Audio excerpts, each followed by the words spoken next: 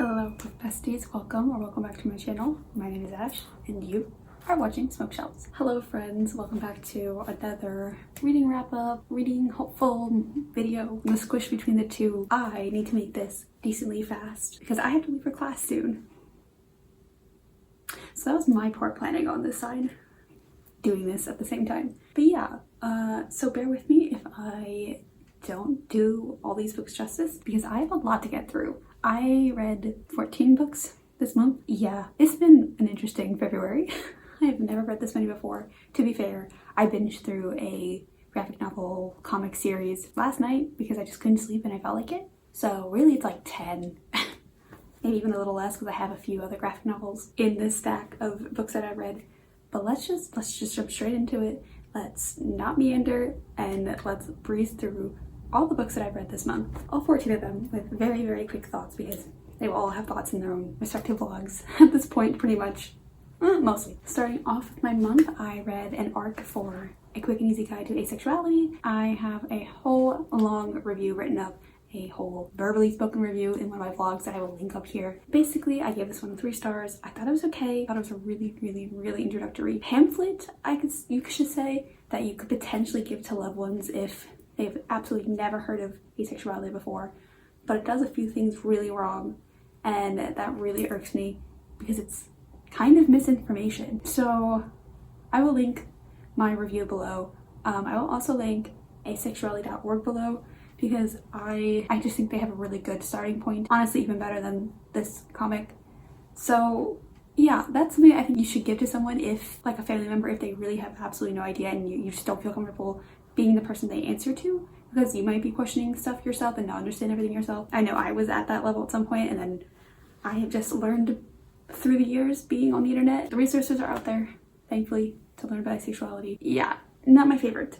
Not the best way of going about that, I think. Check out those links if you want more information on that.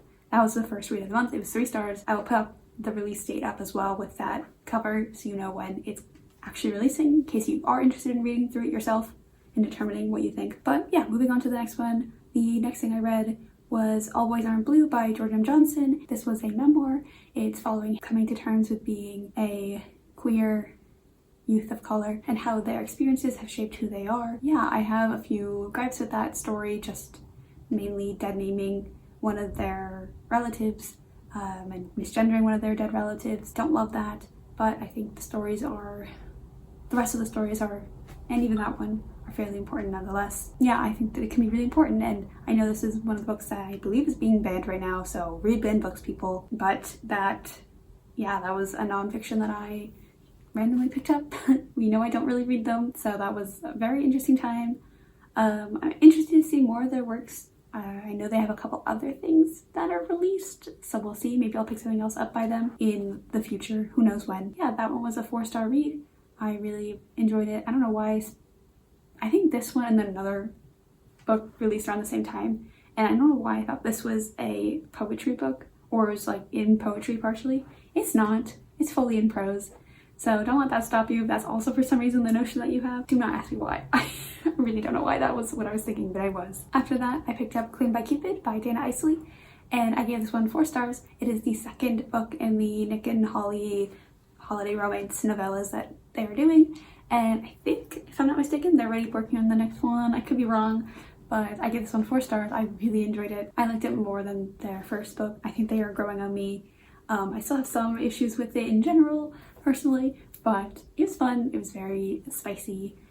Some very good scenes. Like I've said many times now, Dana Isley is really, really quickly becoming an auto-read author of mine, and I'm okay with that. Sometimes you just need the fun smut that has not a lot of things going on beyond it, just to have fun, you know? But yeah, I cannot wait to see what's next with Nick and Holly. I cannot wait for what else Dana has planned, because I saw that she's writing or co-authoring something, and I'm very excited. I'm excited, and I just want to go back through her backlist eventually. But overall, I love her work. I think she's a great, fun author if you're looking for a good time.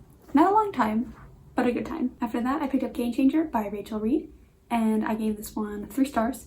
This was a male-male hockey romance, and it is basically following, I can't remember the names, but someone who works at a smoothie store and is trying to work their way up in the world and get a job in their field, and obviously a hockey star, and the two of them meet and form a connection, and yeah, things happen from there.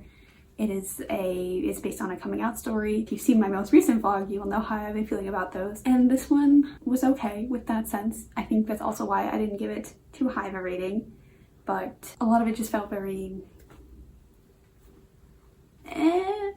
I don't know how to explain it beyond that. It was very like, not a lot happened, and we're really just focusing on the story of the two of them progressing their relationship, which is fine, but I was expecting a little bit more. Now I know what to expect if I continue on, which I probably definitely will, because I hear Shane and Ilya stories are the best, and I think that's the next one. So one day I will continue on with the series, but for now, an interesting introduction. Definitely not a bad introduction. I can definitely see why there's hype for it. I know people say that this first one isn't really the people's favorite, but it gets better as you go kind of thing. So I'm definitely excited to continue on with this one. I'm excited to see what Rachel Reed does. We'll see when I actually continue on. After that, I picked up Take Hint, Danny Brown by Talia Hibbert. This was the second of the 3 Brown sister books, and I read all 3 in this past month or so. As part of I finally read a new series, a spin-off series, a very similar series. That was a whole vlog that you can check up here. In this installment of the Brown sisters, we are following Danny Brown. She and Zaf, the person who works as a security guard in her building, end up fake dating for some reasons, and yeah, it's just them trying to figure out, like, what do they want? Do they want to keep fake dating? Do they want to be friends with benefits? Do we want a relationship? What do they want? It was so good. I had so much fun reading it. This one I gave 5 stars. This was the book of the 3 in the trilogy that I totally kind of understood the hype for Talia Hibbert and why people love her writing and why she's such a favorite romance author, indie romance author, I want to say, but romance author, and it definitely made me want to continue on with some of her other works eventually. But this one was great. I adored Zaf. I adored Danny. I think they were great together. I loved it. It was such a good time. It was 5 stars. You can check out like full thoughts on that. Moving on after that, I read another arc, Chef's Kiss, and this one is a graphic novel. It was a very quick read. I gave it 4 stars. Yeah, I really had fun with it. I thought it was really quirky. It was such a cute little like art style. I just wish it was like a little bit longer. I wish we got to know more about our main character, and I mean love interest, and just honestly all the side characters, and I would love to see a spin-off with our main character. I think the name is Ben, right? Ben? I don't remember the name, but our main character, I would love to see their best friend. I would love her to have a spin-off. I thought she was great. The one who did yoga instructing. Although she was cute. I loved their friendship, their little like group. I just wish it was longer. I know I've said that, but I really do. I think it would have been great to see more growth and just day-to-day experience in that kitchen that he was working at. And yeah, after that I picked up Passing Playbook by Isaac Fitzsimmons. This one I gave it 3 stars. I thought it was fine. It was another like sports coming out story. This one is soccer, not hockey. And it's also Mill. We are following Spencer, and he's a trans athlete, and yeah, he's just passing at his new school. I thought there was some issue with the pacing that probably could have been fixed with a few more rounds of edits. I don't know if I'm right in saying this, but I feel like it's a debut. It feels like a debut, but I'm excited to see what Isaac Fitzsimmons does in the future, because it was good. It was not bad at all, and it kept me gripped enough. I mean, it was a short little child. Yeah, it was fun. I went through it very quickly, and I'm excited to see what this author does in the future, now that I kind of know what to expect from them. After that, I read the final Brown Sisters book, which was Actor Age Eve Brown, once again by Talia Hibbert. This one I gave 4 stars. Danny Brown was my favorite of the 3, and but Eve and Jacob, I really did adore them. I thought they were great. I loved the autism rep.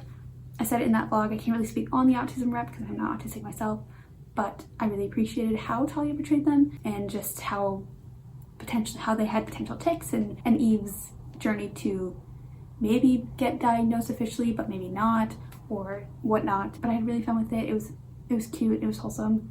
Talia always writes some very good spicy scenes, so that was fun. But yeah, this one was not enemies to lovers really, but like misunderstanding to friends to lovers. But it was great. I really did enjoy it, and like I said, I totally understand why people love her and her writing, and I cannot wait to figure out what I read next. After that, I read another arc. It was Home Field Advantage by Dahlia Adler. This one is another sports romance, another coming out story.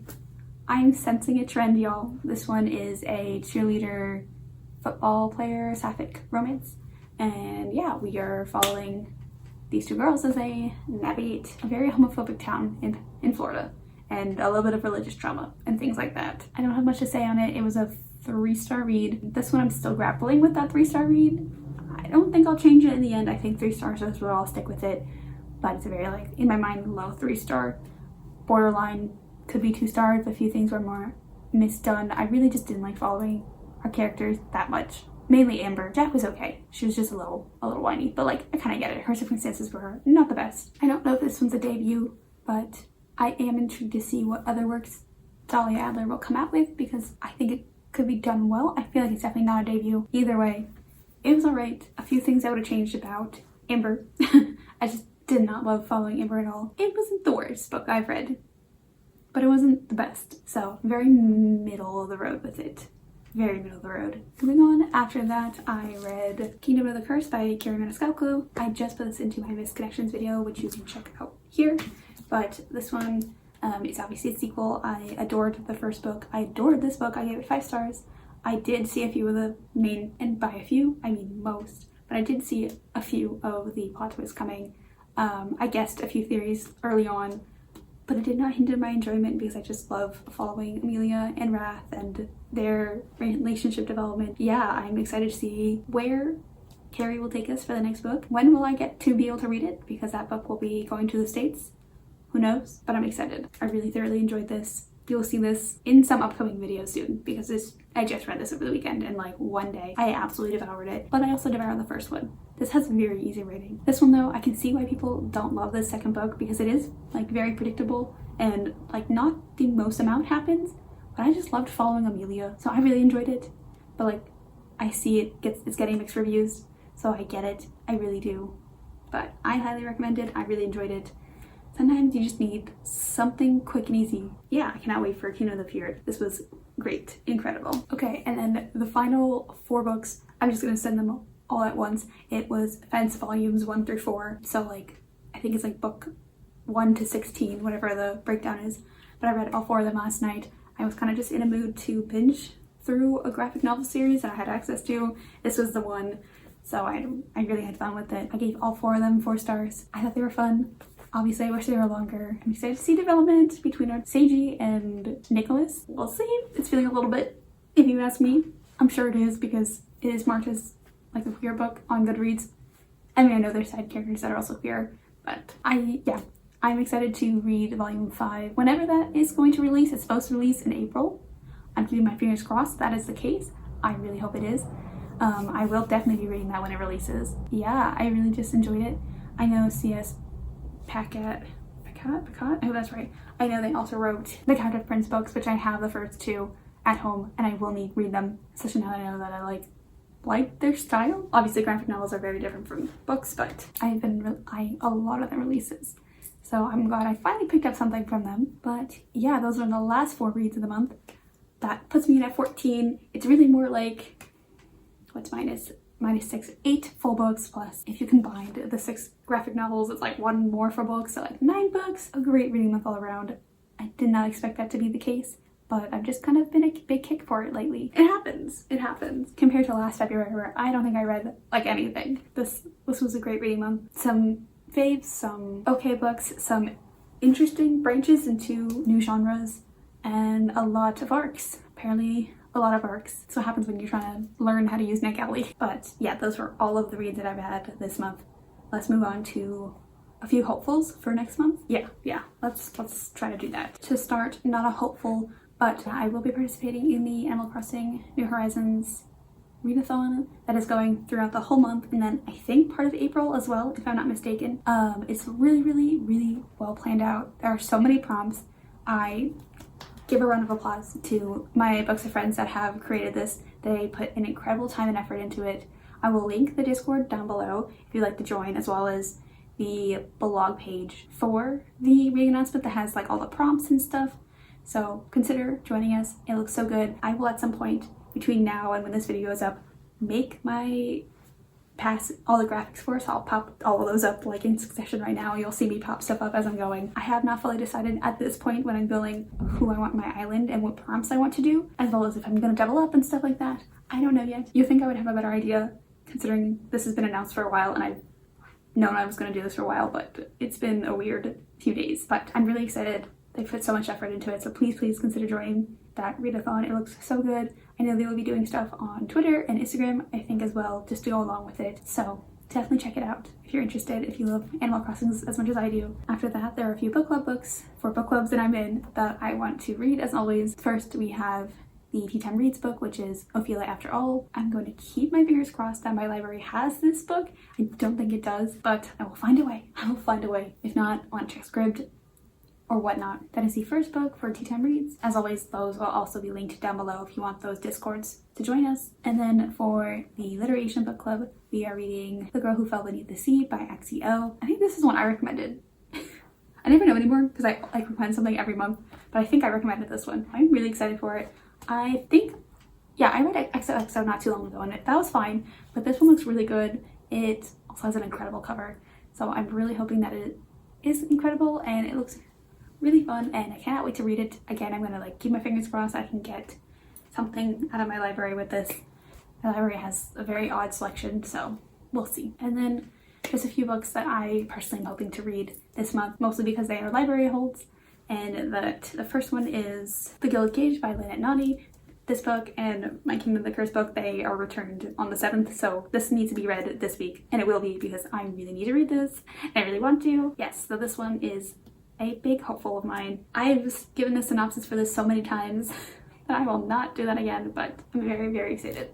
This is the first library hold that I have. The second library hold I have, and like the last book that I have, is The X Talk by Rachel Lynn Solomon. I've been waiting for this book for so long. I've been on hold for this for weeks at this point, and it's an ebook, but I think I have like less than 2 weeks to read it as well before the hold goes back. And I know there's people in line waiting, so I need to get through that as well. So that is also planned for in the next foreseeable future, are those 2 library holds. Beyond that, I don't have too many other plans that I'm like, know for sure I really want to get to this month. We all know I'm a mood reader, so we'll see how it goes. But those are everything that like I really want to get to, plus I'm obligated, but not really. Would really like to get to, really. So yeah, that's everything. Those are the many books that I've just mentioned very quickly, but that's everything. I did it all, I think. I don't think I forgot anything. But if I did, I'll come in and drop a little editing nugget. But again, I don't think I did. Let's just wrap this all up. If you like this video, please give this video a big fat like down below. Comment down below if you have read any of the books that I mentioned in this video and what you thought about them. Were any of them your favorites? Did you not like any of them? Do you agree with me on some of my ratings? Do any of my arcs that I've talked about, because there were 3 of them, do any of the 3 of them interest you? Would you read those? Have I convinced you to pick anything up? A lot of questions. Just let me know. Let me know about all the books that are mentioned, because there's a lot of them in this video. As always, please consider subscribing. It would mean the absolute world to me if you did. I really do hope you stick around. I hope to see you in my next video. Bye.